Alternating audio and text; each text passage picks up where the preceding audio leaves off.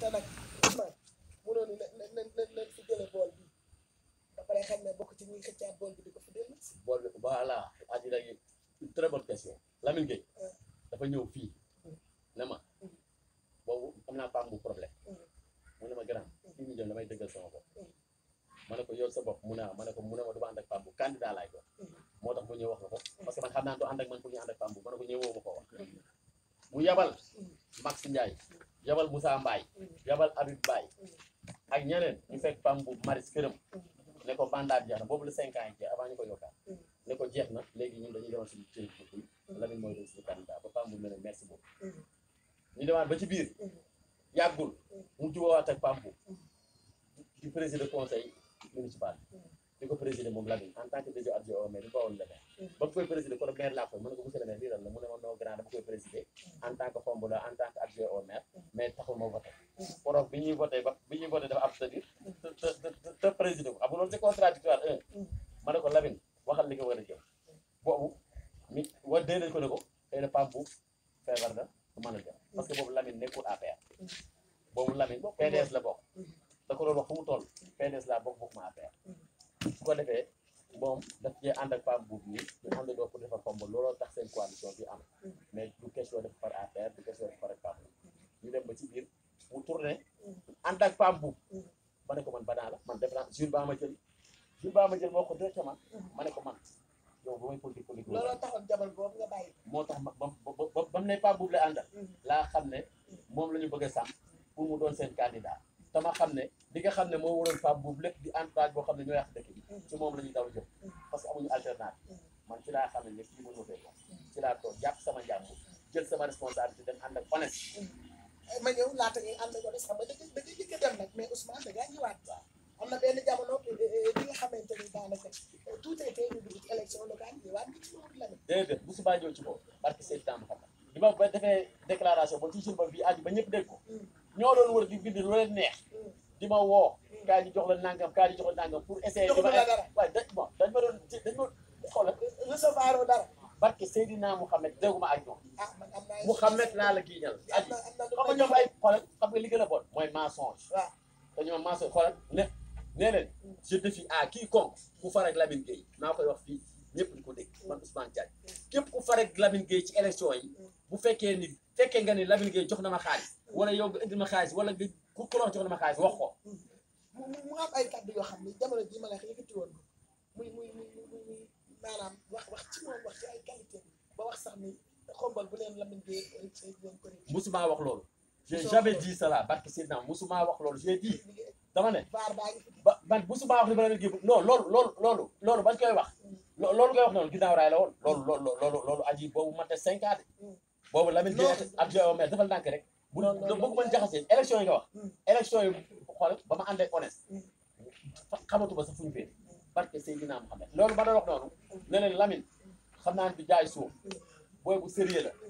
il va être un bon maire loolu ba ma koy wax non Ousmane xam nga loolu mën ta bokk ci làng gi doon waaw non defal ndànk moo sax yi dëkk waaw xaaral ba pare waaw defal ndànk moo ko la parce que booba moom ci boppam adjoint la mais xam naa ni lii doxal dëkk bi da koo tiim lu dul jeunesse bi mu ci yoroon non commission la yoroon su lay yoroon commission Lamine laalu suuf Lamine jaayul suuf yàlla rek tax may wax Lamine jaayul suuf mayewul suuf mais ñoom bokk nañ ci ñi dénk ko waaw mais dégg ku mel ni le maire Demba waaw xoolal xam nga c'est le maire qui a tous les pouvoirs Serigne Mbacké waaw xaaral ba pare tu peux être au pouvoir de ne pas être au pouvoir tu peux avoir le pouvoir de ne pas être au pouvoir ça veut dire que yoon wax jege buur jege xol baax ko maire moo yor ay pouvoir yëpp maire ko moom un conseil municipal maire mën na koo jox doole joo xam ne adjoint am ko doole ci seen Mbacké amoon su lay am ko Lamine Gueye amu ko woon Demba Ngoy amu ko woon li ñu sañoon def ci turu PAM ci turu Khombole Lamine Gueye ñi ma ko woon def Demba Ngoy ñi ma ko woon def parce que PAM bu côté boo xam fa lay fi nekkoon non parce que PAM bu dem na ba wóoratu leen et puis PAM bu mosul leen a considéré comme ay politiciens parce que PAM bu dafa gis ne ñoom ba muy wut maire Khombole ñoom dañ ko laaj ñaari adjoint yi pour mu mën a gagné te PAM xam na ni maire moo yor lépp ay nitam d'accord PAM bu su doon fexee boppam la mu am dooleem Lamine du ànd ak moom Makou Mbaye nekk premier adjoint wala sëñ Mor wala sëñ Jaga wala keneen parce que ñooñu la àndaloon sëñ Mbacké mooy héritier wu PAM bu ci politique moo tax PAM bu sëñ Mbacké la doon ngemb mosu leen a ngemb ñoom ñii sëñ Mbacké PAM bu wéroon nekk ci jàmm ak salaam di dem ak a ñëw kon femme bu comme Sëñ Mbàkke mooy nekk candidat APR ci élection yi ñu jël kon Lamine Gueye du ko doon voilà. d'accord ñu jógee foofu dugg ci élection locale yi xëy na bu yàlla dogal jëkk ànd ak Lamine ci nga ànd ak gox bu bees mais bi ñu demee ba ci biir campagne bi ñu jéggi yéen Ousmane génn na Ousmane dugg na dem na sa ba am audio yoo xam ne xam ne nit ñi doon nag ci jot Ousmane di déconné loolu lan moo xawoon jamono boobu loolu nga gis audio yi wax nga ko sa mbedd ba de biir kër Saalum Maroudien laa ko wax danaa arrêté déedéet ba kuy wax ci mbooloo bu toog kay man la may wax jul la concerné parce que defal ndànk mool la dañoo ñëw Ablaye Tine di préparer méga meeting am Ousseynou def bilan Ousseynou li nga xam ne mooy bras droit def bilan ne génne na nangam million pour méga meeting bi ginnaaw raay Awa Sankara moo yore xaalis te Baye Zal Mbaye di trésorier communal benn gox yu bees mën na leen bu nañu fontoo seen affaire yi yabale ko seen bopp fii commune bi lépp lu ñuy def bureau communal bee koy gérer Ablaye Tine suy def méga meeting ginnaaw raay mën naa tànn fu ko neex mais commune bee koy gérer pour lan ngeen di fab xaalis di ko jox Awa Sankara Baye Zal mi nga xam ne mooy trésorier wu commune bi ngeen fal ko muy dem ci Baye Zal di dem ci moom di ko sobone pour lan loolu tegul fenn boobu xaalis bi kan moo ko génne Ablaye Tine ko génne ci poosam ma ne ko bu fekkee ni razag la suñu yoon niwut mais lii gox yu bees la honnête li muy def mais man dégg naa yeneen audio yoo xam ne bokkut ak li nga wax yan audio nga dégg wax ma kay wax ma rek am na yoo xam ne ñoom am na yoo xam ne nag am na yoo xam ne sax dafa waxuma ko dem ci la maire ma ngay déconné waaw non ma ngay li ma ko wax même après élection yi sax loolu suñu groupe waaw mu mel mais loolu dëgg mu mel ni booba sax xam nga daanaka dara commencé ko def ba leen commencé mu mel ni yëf yi daanaka waaw non xaaral ma pare déedéet du pàccoo man damaa waroon nekk conseil municipal d'office lu tax nekk ko waaw li tax nekk ko jël nañ samay kay joxe naa ko ñu dem ba Thiès dugal seen bis kan moo dugal waaye defal nag ñoom ñoo ko dugal ñoom ñett ñoom ñi ko yóbbu woon léegi bi ñu ko dugalee waaye defal nag rek waaw xaaral ak Ousmane ñun ñoo ko yóbbu woon waaw dégg non Lamine Sarr moo nekkoon mandataire mais Lamine Sarr dafa yor liste yi ñu naan ko defal ba ñuy def liste ba ñuy est-ce que du Lamine Sarr Lamine Sarr mënul dugal diw génne diw sans l'aval des autres parce ñeneen ñi kan la bon non commission non comme li nga tuddee Pape Touré nga fa woon Pape Touré nga fa woon Onesté nga fa woon Ablaye Tine nga fa woon wala ay représentant ay yi nga xam ne nii duggoon nañu léegi yow kan nga jàpp ci ñoom ñooñu moom moo la génne kan mooma génne man Onesté laa ne ko yow lii nga def nii waroo koo def waaw parce que man Onesté moo ma indi boobu faa oma kenn ku may rendre ko du Ablaye Tine bi kenn parce que Onesté la ma wax ba tax ma ñëw fekk si ko ñuy liggéey moom laa ne ko yow waroo dem fekk ñu may génne waaw tegoo ko fenn mu ne ma soxla naa la faneen fudul fii ma ne ko soxlawuma loolu man soxlawuma la parce que ñi fi nekk conseil bi amul ku ko gën a maîtriser ma ne ko leen li nga xam mu daa ma ne ko Maxaale bu nekkoon maire Xombal dinaa nekk deuxième adjoint au maire par force kon yàlla tudd ko ma ne ko ba ma nekkoon moo tax nekk ma conseil bi quoi mu daa ma ne ko dem ngeen Thiès ba fa ngeen di defee liste man nekkuma ba dindi ngeen ma d'accord léegi on verra mais xam naa ne du ngeen am conseil bu ma gën ñu dem noonu di continuer man injustice laay xeex injustice mooy lan mais Ousmane est-ce que du liggéey déconné rek mais déconnage bi mooy lan xam nga olof def de tool yi bu jeexul xeex bi jeex nit ki soo bañee ku wax dara koo gis mu wax dara rek am na lu xew y a jamais eu de fumée sans feu nit ñi aji dañuy taal ab sëb muy jëri ñu naan saxaar may rey te ñoo ko taal man nag loolu laa doon def xam nga li sama problème li ma xam ne nii wax naa ak yow mu jot defoo ko ma rappelé ko nga may jéem a subu xam dama ko honnête ba may wax ak moom ci groupe ba ko lañ ma ci génne ca lañ ma génne ci groupe ba parce que buñ ma génnewul loolu daa ko di wax loolu parce que moom ci moom du ma démentir bu li tax du ma démentir mooy warul buy def dara defuma conseil municipal war naa wax ak man war na man ne grand lii ak lii ak lii ak lii mais du honnête mais dafa am ñoo xam ne ils sont proches de lui waaw non du ma tudd seen tur moom xam na leen ils sont proches de lui te luñ ko wax lu dul seen intérêt ak ñi nga xam ne nii ñoo gën a fëti am mouvement à la fin c'est ça la fa man bokk mouvement à la fin mouvement à la fin kay dako 3 ans élection présidentielle moom élection locale moom boole mais ñooy xeex ñëpp ba léegi gis ñi ngi lay xeex wala mais non xeex bi jeexul parce que man sama bopp maa toog jàpp sama jàmm maa toog fi mu nekk nii jàpp sama jàmm honnête laa àndal parce que gisuma ci dëkk bi ko tan gisuma ku fi man lu mu mun gisuma xombal ci loxo yu mën a ne mu gën ci guddi yi mais Ousmane nga foog ni système bi ngay politique nii tax na ci yow jàppale ni ndax nag parcours bi ñu fi tudd yëpp à chaque fois da ngay soutenir nit mais boo demee ba ci kanam rek day mel nañ lay laaj waaw mais léegi loolu maa ngi sant yàlla aji xam nga tax ma ci sant yàlla ku ma ci wor di nga dem ba la nga doon noose jeex te doo ma yërëm loolu koy sant yàlla la xiif ba mar ma raflé wu ma loolu alhamdulilah rabbil alamin laa wax fi nekk nii amoo benn place boo xam ne occupé nga ko. déedéet aw ma benn place bu ma occupé parce que bu ma nekkoon conseil municipal xëy na danaa commission nekkuma conseil municipal maire cabinet mooy tànn ay dafay tànnagu ma lu tax tànn ah moo ko xam moo ko xam moo ko xam est-ce que li ñu seet mu ngi ci yow. ah boo ko xam moo ko xam ku ci ne parce que loolu mënu maa dégg ci xelam mais li ma xam mooy li ma xam mooy su ma joxoon responsabilité dinaa ko gérer ba ma parce que man lu ma nit jox dinaa ko liggéey ba mu bari nga foog ni ñeneen ñi mën a mën. waaw non du question man xëy na ñeneen ñi ñu ngi ko jox ak ñooñu xëy na dañ maa gën a disponible ci moom gën ma koo gën a bëgg gën koo mën a gën a taxaw te man loolu amu jot boobu amoo jot boobu waaw loolu la waaye dafa mel ni bi coow li passé mais daf laa recevoir la. waaw dégg naa déedéet recevoir uma de ah recevoir uma jotoo dara. lu may jot aw dama ne la ba ma waxee moom man maa toog ay nit ne ma bul waxe ma bàyyi jàpp sama ñaar parce que waxaa li wax ba mu dégg ko moom su ma ko gisee du ma ruus moom honnête su ma ko gisee du ma ruus su ruus day am moom mooy parce boobu léegi moom deful dara. mais non deful dara mais maa ngi sant yàlla te teewul yaa ngi ko ànd ak moom. mais bien sûr parce que xombal gëm naa ni fii ñu toll nii gisoo ko fi tane. amul loolu man wóor na ma man donc xam naa ne bu fi yàggee xombal dina changé xar kanam moom te xam naa ne li nga xam ne moom la xombal rek dul ci ku fi ne lekk ba suur dem sa yoon loolu du fi am amatu fi. donc jeex na abaana loolu mën naa ko waat moom foofu fi la ñuy taxaw ndax nag conseil municipal bi ñu génn koro tàngoon na jër waaw loolu ngay wax noonu ñu maanaam ñoo dañoo saaxee dëkk bi dafa mel ni xam ne am na lu ngeen doon xeex bu mel ni dafa am lu ci raam di jëm ci ñi nga xam ne ñoo fi toog ndax nag maa ngi dégg ni ginnaaw PAM bu bonee ginnaaw am na commission bu ñu taxawaloon pour ñu càmbar li fi PAM bu bàyyi ci suuf ak yëpp waaye nag bi ñu càmbaree ba léegi taxaw ñu taxaw wax askan wi ni lii la fi PAM bu bàyyi lii moo fi xew nii la dëkk bi dem mu mel ni yëf yi dafa am lu mu lëj wala dafa am lu mu doon nëbb nga tax na coow li xawoon na bari kon yaa ngi fa woon. amul dara lu muy nekk xam nga bu ñu càmbaree dëkk bi ba pare maire bu ko joxee document yi moom intellectuel def na état xombal yëpp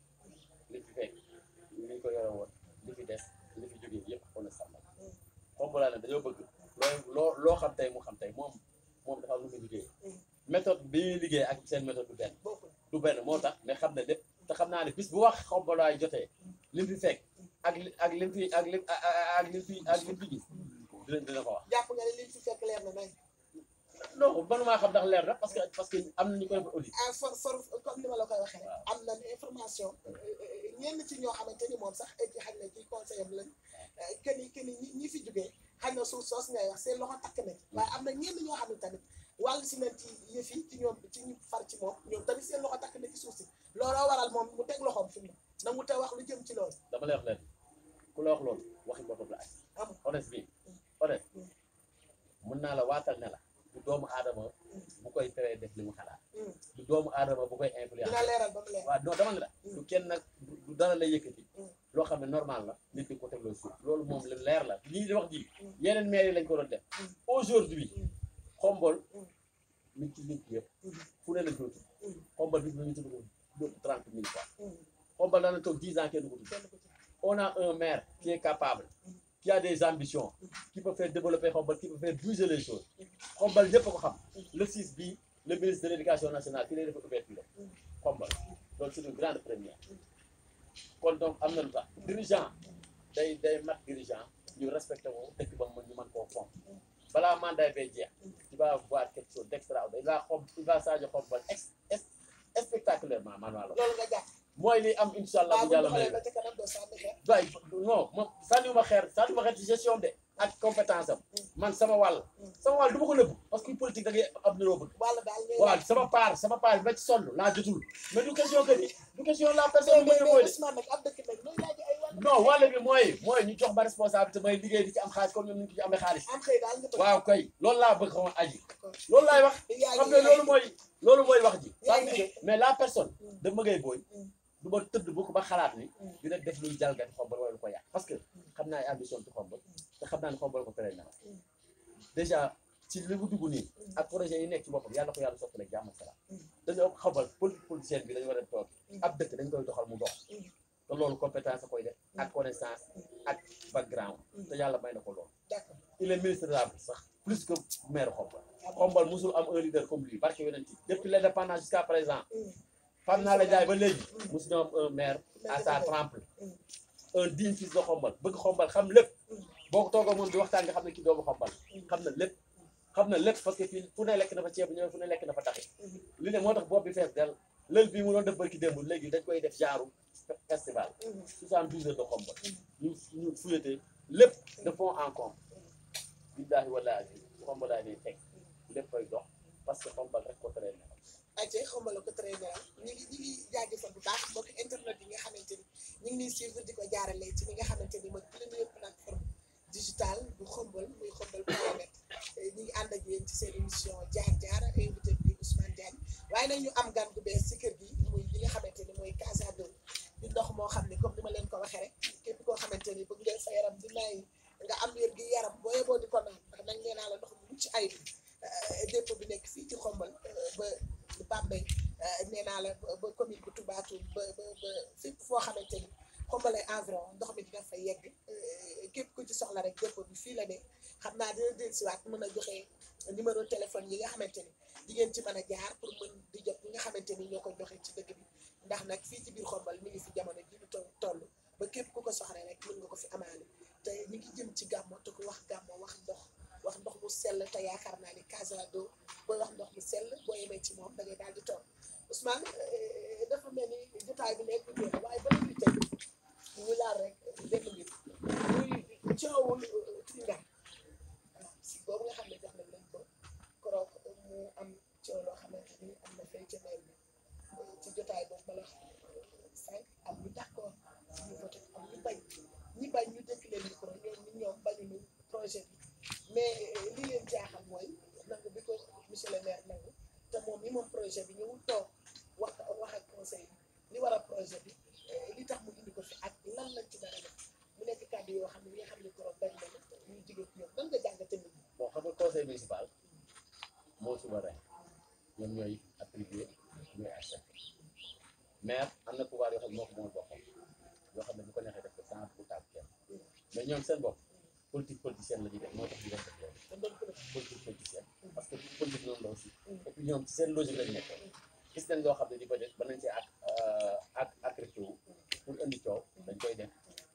pour wane ne ñu ngi mais Tringa boobu ci ñoom la jëkke woon Awa Thiam ASC le premier partenaire de Lamine Gueye feere nga bëggoon def ngaa njóot waaw daxaaral la boobu temps la Mbay Jonn moo leen diggoon terrain bi ne war dagal foofu ci espace bi jaar pour di def ba muy def soirée ba pour dajale ay fonds Ores jënd na table 1 million ba Lamine Gueye jënd table 1 million léegi Tringa duñu liggéey ak nit institution dañuy liggéey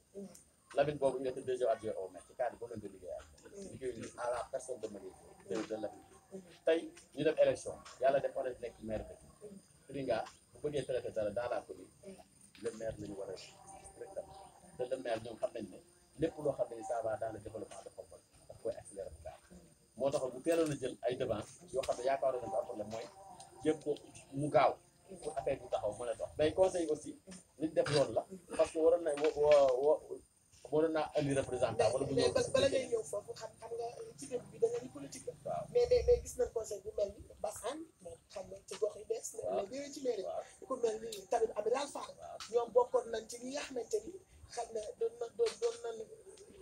bés maire bi pour moom mu indi ci ay réponses yu leer te xam ne ñoom bokkuñu ci opposition lan moo waral ko bon ñoom bokkuñ parce que il a été toujours un conseil de Xombol parce que même PAM ci liste PAM la jaaroon ko fàtte mais defe naa benn conseil la ànd ak ñoom kon ba ñu ñëwee dañu Babacar ba bàyyi woon ñu di ko séddoo ba ñu ko joxee wàlla dafa bañ ci la commencé defee ak ñoom ci la leen bàyyi ba ni mandat pas politique parce que à ses principes à défendre moom règlement lay défendre parce que dane affaire bi dañ ko waroon a def waxtaane ko bu yàgg ñu xam lan moo ko tax a jóg ñan ñoo koy tabax fan la xaalis bi jóge parce que ay formation mën nañ ko financer wala ay góor jigéen mën nañ ne R plus la jigéen def ko immeuble donc war nañoo xam lan la ak lan la ci xombulaay di jariñ ndax xombal da ci am pourcentage bu ñuy verser maire bi wala social lay doon boo xam ne ni day dem directement ci nga xam ne mooy population loolu c'est très légitime et le maire l'a accepté xam na ni loolu dëgg la mais peut-être que ñoom seen wàllu bopp ñi nga xam ne ñoo faruñoo ak maire la leen yëkkati woon mooy affaire bi nga xam ne nii xëy na Lamine nga loxooma nga woon ca biir te nekkatu ci Awa Thiam continuer di ko doxal avec l'équipe municipale de Xombol du personne li ma lay wax su doon personne la kon Awa Thiam mën naa jëli mbokk wala kenn ba muy contacté Lamine di ko taxawal loolu boobu Lamine était le deuxième adjoint au maire mu xam ne amoon na bëri woo na ko Italie bu dem fa waxtaan nañu ak pour ko soutenir ci ay partenariat loolu nag moom la tourné waat def ko ci le premier magistrat bi nga jàpp ni loolu daal xëy na rek moo leen naqari waaye du sax def gën ko fi def ak li ko monsieur le maire nangu. déedéet loolu mooy mënul naqari kenn parce que man xam naa ni man sama wàllu bopp ak ñi nga xam ñoom ñoo ñu ko doon bañ wóor na leen ni lu leen def amul parce que lépp leer wóor na ma ni maire du am sa pourcentage bu am pour def ko ci poosam du loo xam ne da koy def pour rey Xombal man loolu wóor na ma waaye ñoom it wóor na leen waaye yow bokk nga ci équipe bi nga xam ne ñoo fi toog jàpp nga ni daal projet bi lu leer la te luy jariñ Xombal luy jariñ Xombal la bis bu taxawee luy jariñ Xombal lay doon parce que xam nga nit ñi dafa am loo xam ne nii aji fast track lañ koy def dafa am loo xam ne nii mën ngaa anticiper su nga ñëw ci conseil bi parce que warul toog ko rek wax na ne ko Xombal waroon na jël 200 millions mais waroon dugal 10% mais dañ koy dugal ba pare su ko ñu wax conseil parce que date bi dafay jege xam nga léegi bu ñu nee gannaaw suba nga war a verser nangam gannaaw suba mënoo cee def conseil municipal donc le maire mën na jël ay responsabilités en tant que premier législative def caution boobu soo ko indi conseil bien vrai que du yoon parce que lépp ci conseil war a jaar mais nag pour anticiper parce que projet yu bari dëkk yu bari ñàkk projet ay jëloo tax ñu di ko ñàkk kii c'est un cadre dafa xam liggéey xam ni ñuy jaaree pour am xaalis parce que ci loolu la liggéey c'est un recouvreur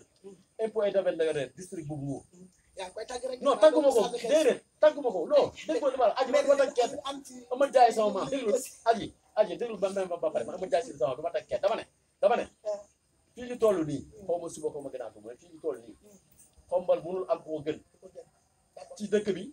ci li ko wër ci bëgg koo doxal ci am compétence yi ba pare teg ko ci yoon loolu moom wóor na ma man même bokku ba ci de mais je le salue parce que liggéey naa ci ba tax mu falu parce que wóolu ko ak xam ne mën na ko moo tax ma jàppale te defe naa décevoir gu ma te gëm naa ni incha allah rabi at bu jot dina teg jaloo boo xam ne ni les gens seront que ni kii il va aller de l'avant te il ira de l'avant ay ñu lay dégg li ngay tudd ma ngay te nag xañ na gox yu bees équipe la woon ku mel ni le maire Abdoulaye Tine sa diggante ak moom xañ na foofu sax fa la ñuy jeexal non Abdoulaye Tine Ousmane dag maki Abdoulaye Tine ba ñu gañee PDS la ñëw fekk si après korog Modou Sène mooy sama témoin fa gis tee woñu fànde fa lañ ko fekk mu at muy ñëw di 30 mu Abdoulaye Tine waaw korog ba bu ñu gisee rek laaj ko dama ne ko yow nga dem Macky atul baxana ci bopp tey nga ñëw ci dama jaaj bàyyi liggéey def fa gis tee ci moom bi ñu gisee laajal Traoré Sène ak ma su ma nee laajal Traoré Sène mooy am na témoin fa gisee dama jaaj nga biir yow tout ko parce que Abdoulaye unitaire la nekkoon nekk responsable départemental nekk vice président au niveau national derrière Bara Gaye ñoo doon def campagne bépp parce que courant moo nekk directeur campagne feebar moo Bara Gaye ñoo doon def campagne bu transhumé ñoo affaire boppam la transhumé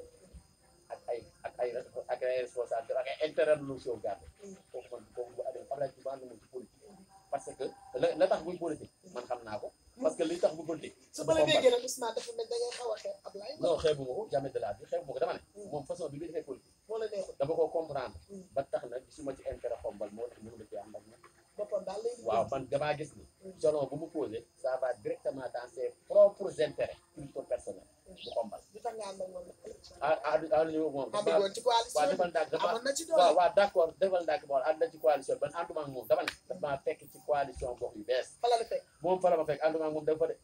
Razak la créé mouvement indi ko dugal ko ci à l'appel de Xombal Lamine mi indi mouvement bi mu yoroon ñoom bas ñi ñëw réew mi loolu mooy coalition ku ci réalisé nit ay nitam yi mu àndoon doon wuti candidat pour nekk maire mujj du ko nangul parce que moom bu sene mooy ne candidat affaire ñu far ñu di ko jël Lamine mu bëgg ko ànd ak Lamine mu ñëw ci honnête fekk si la nekk dem Lamine ñoom bas yi ci réew mi lañ ñëwee Lamine bi mu parti la yore Ali Sidibé sur le plan national ci la ñëwee Lamine Sarr waaye am nga ay parti Lamine Sarr ay nekk non du parti Lamine Sarr du parti Lamine Sarr dafa responsable bi Ali Sidibé moo bokk ci gox yu bees yi sur le plan national bu Sidibé kooku Lamine mooy représentant fii kooku moo Lamine Sarr ko fi nekk ñoom moom gox bu bees ñoo indi étiquette boobu ñu demee élection waaw Lamine bii moom ci étiquette boobu Lamine si ñu ko dox ba ñu dem ci élection ci la bokk parce que bu doon loolu mu baax mais xam nga Lamine Sarr moom boo koy tudd moom ci ñun ngay tudd bokk te Abdoulaye Tine non xam nga Abdoulaye Tine day politique Abdoulaye Tine ci politique la yaru PDS la xam Abdoulaye Wade la xam ci la nekkoon man sama wàllu bopp man du ma wootal Abdoulaye Tine mu doon maire Xombal parce que Seydina Mohamed laa rek yéen xalaatuma ko sax du am man damaa gis ni politique moom la mu ci bëgg a def mu ngi ko ciy def mais honnête bii damaa xam ne nelawam yëpp mooy xombal mel kon daal da ngaa bëgg a wax ni ginnaaw bi ngeen gagné ba pare te moom liggéey bi daal lépp honnête la. non du question liggéey bi lépp honnête mais au moins 60% yi moom waaw Ablaye daal déedéet Ablaye joué na ci un grand rôle bu ngewul de bu ngewul parce que moom li mu ay pexeem aji da ngay xool ci commencement ba dafa xëy suba di def ay recensement di indi ay visite di bindu candidat la bëggoon a doon pour xëccoo maire xombal waaw defal daa kenn ko sax waaw non am na ko mais aussi dafa am nit ñi boo leen di yóbbu fenn ñu sawar fa fa nga li jëmee neex na leen ça veut dire que moment yooyu muy tànn honnête mënu woon a def leneen lu lii su ay pexem ci woon moom mooy doon candidat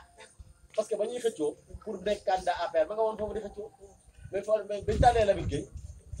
ci la ñëw xalaat ne honnête moo gën ci dëkk bi te Lamine ci la ànd ak moom ñamu àndal di aussi xam ne lii moo raisonnable